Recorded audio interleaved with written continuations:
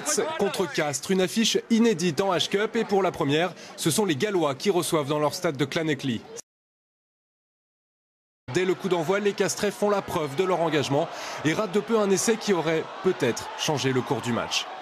Car après cette occasion, la première mi-temps se résume à un duel de buteurs entre Romain Tellet et l'ancien ouvreur de Clermont, Stephen Jones.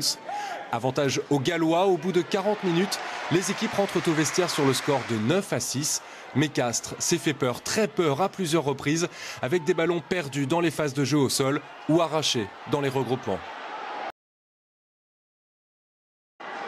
Ces situations, les Scarlets se les exploitent dès le coup d'envoi de la seconde période. Après plusieurs phases de jeu au ras le long de la ligne, Sean Lamont traverse la défense et aplatit entre les poteaux, 16-6.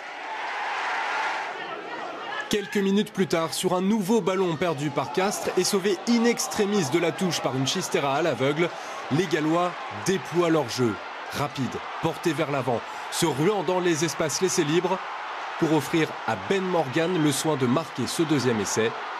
Le score, 23-9. En première mi-temps, on aurait pu marquer dès les 10e secondes. On n'a pas su le faire. Et nous, en seconde mi-temps, on a fait une petite erreur et eux, ils ont su marquer.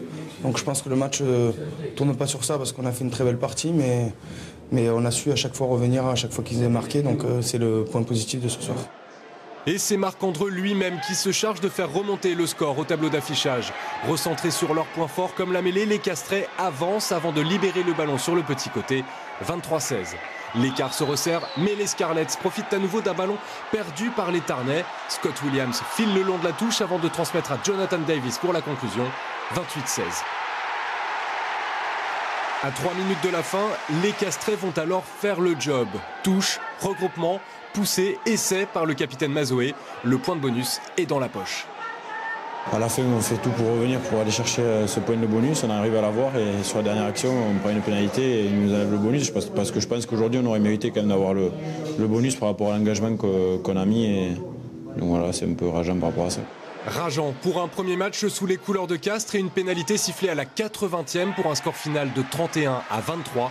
La suite va être dure pour Castres.